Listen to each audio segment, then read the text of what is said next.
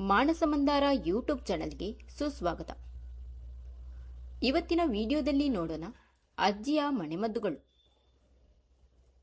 ಕರ್ಬೂಜದ ಹಣ್ಣು ಸೇವಿಸುವುದರಿಂದ ರಕ್ತ ಶುದ್ಧಿಯಾಗುವುದು.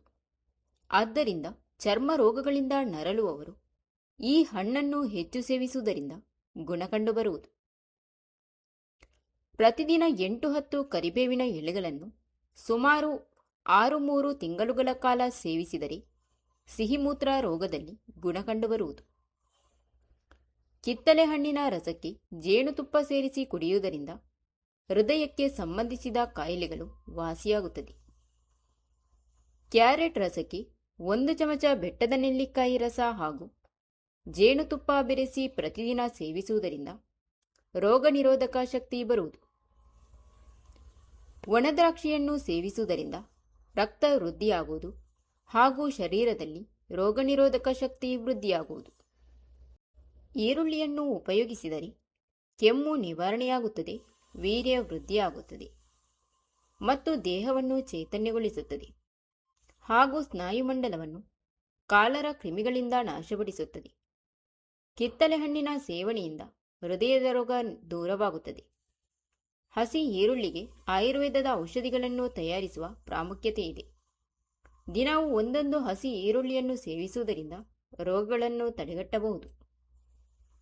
ಈರುಳ್ಳಿಯ ಸೇವನೆಯಿಂದ ಬಾಯಿ ಹಳ್ಳುಗಳು ರಕ್ಷಣೆಯಾಗುತ್ತದೆ.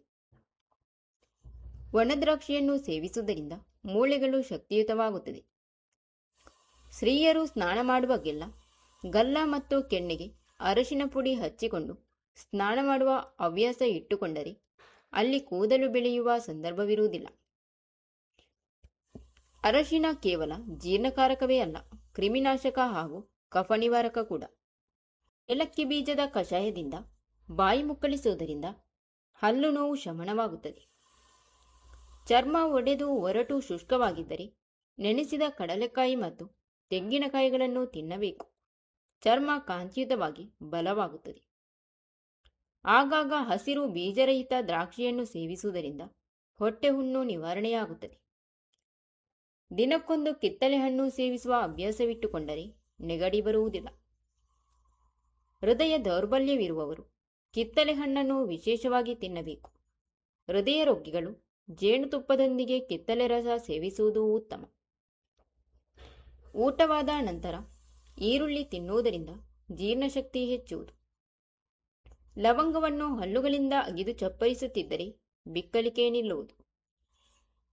ದಾಳಿಂಬೆಯ ಹಣ್ಣಿನ ರಸ ಸೇವಿಸುವುದರಿಂದ ಮನಸ್ಸಿಗೆ ಉಲ್ಲಾಸ ದೊರೆಯುತ್ತದೆ.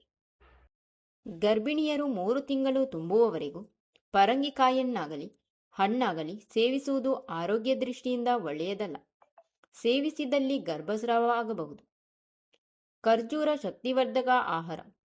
ಮಕ್ಕಳಿಗೆ ಕಚ್ಚಿ ತಿನ್ನುವ ಸಲುವಾಗಿ ಖರ್ಜೂರ ಕೊಡುವುದು ಬಹಳ ಒಳ್ಳೆಯದು.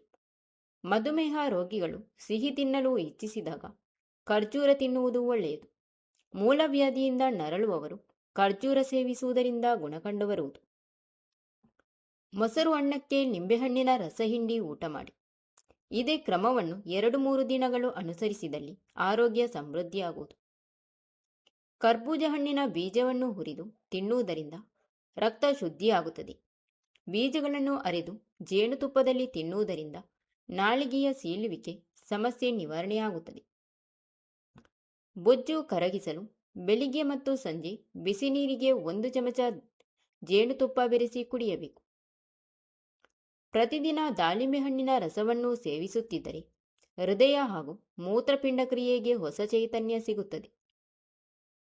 ಪರಂಗಿಕಾಯಿಯನ್ನು ಸಕ್ಕರೆಯೊಂದಿಗೆ ಸೇವಿಸುವುದರಿಂದ ಹೊಟ್ಟೆಯಲ್ಲಿರಬಹುದಾದ ದುಂಡು ಹುಳಗಳು ನಾಶ ಹೊಂದುತ್ತದೆ.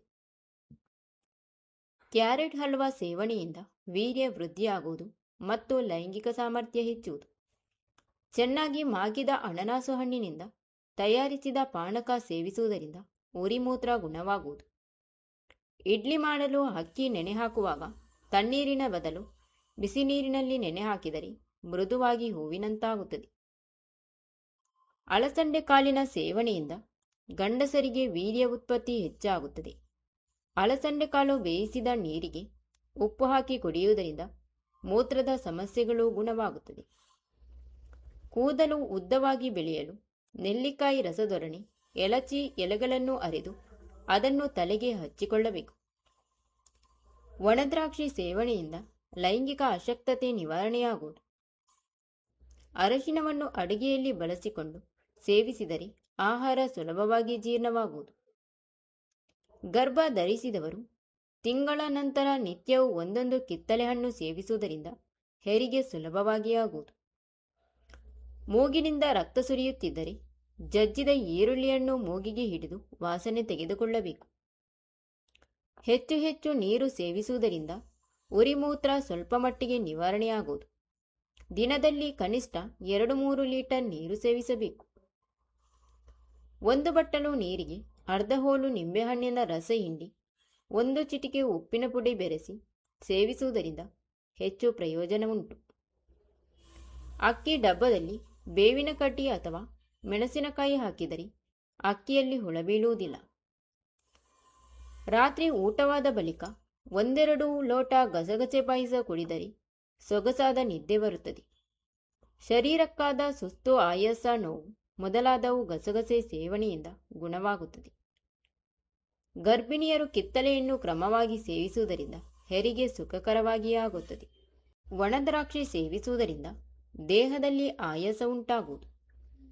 ನಿಂಬೆಹಣ್ಣಿನ ರಸದಲ್ಲಿ ಗಂಧದ ಪುಡಿ ತೇದು ಲೇಪಿಸಿದರೆ ತುರಿಗಜ್ಜಿ ಗುಣವಾಗುತ್ತದೆ.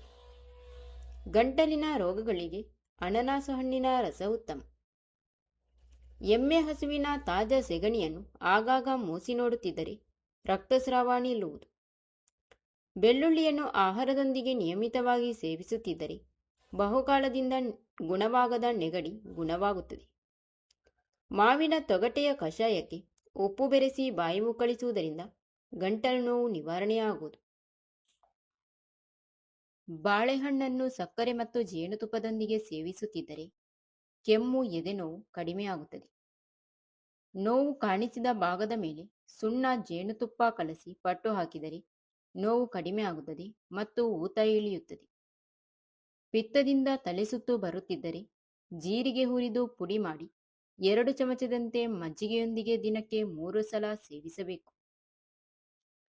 ಪ್ರತಿದಿನ ರಾತ್ರಿ ಊಟವಾದ 2 ಗಂಟೆಗಳ ನಂತರ 1 ಬಾಳೆಹಣ್ಣು ಮತ್ತು 1 ಬಟ್ಟಲು ಹಾಲು ಸೇವಿಸುವುದು ಉತ್ತಮ. ಈ ಪದ್ಧತಿಯನ್ನು ತಪ್ಪದೇ ಅನುಸರಿಸುವುದರಿಂದ ಸಂಭೋಗ ಕ್ರಿಯೆಗೆ ಅಧಿಕ ಬಲ ಉಂಟಾಗುವುದು, ಜೀರ್ಣಶಕ್ತಿ ಹೆಚ್ಚುವುದು. ಸ್ಥೂಲಕಾಯದವರು ಶಕ್ತಿಭರಿತ ಆಹಾರ ಸೇವನೆ ನಿಲ್ಲಿಸಬೇಕು, ಆದರೆ ಹಣ್ಣುಗಳ ಸೇವನೆಯನ್ನು ಮಾತ್ರ ನಿಲ್ಲಿಸಬಾರದು. ಚಳಿಜ್ವರ ಬಂದಾಗ ನಿಂಬೆಹಣ್ಣಿನ ರಸಕ್ಕೆ ಈರುಳ್ಳಿ ರಸವನ್ನು ಬೆರೆಸಿ ಸೇವಿಸುವುದರಿಂದ ಗುಣವಾಗುವುದು. Thank you for watching. ಸ್ನೇಹಿತರೆ, ಇಂತಹ ಯೂಸ್ಫುಲ್ ಇನ್ಫಾರ್ಮೇಷನ್ಗಾಗಿ ನಮ್ಮ ಮಾನಸ ಮಂದಾರ ಯೂಟ್ಯೂಬ್ ಚಾನಲ್ನ ಸಬ್ಸ್ಕ್ರೈಬ್ ಮಾಡಿಕೊಂಡು ವಿಡಿಯೋಗೆ ಒಂದು ಲೈಕ್ ನೀಡಿ. ಈ ವಿಡಿಯೋನ ಆದಷ್ಟು ಶೇರ್ ಮಾಡಿ. ನಿಮ್ಮ ಅನಿಸಿಕೆಗಳನ್ನು ಕಮೆಂಟ್ ಮೂಲಕ ತಪ್ಪದೇ ತಿಳಿಸಿ.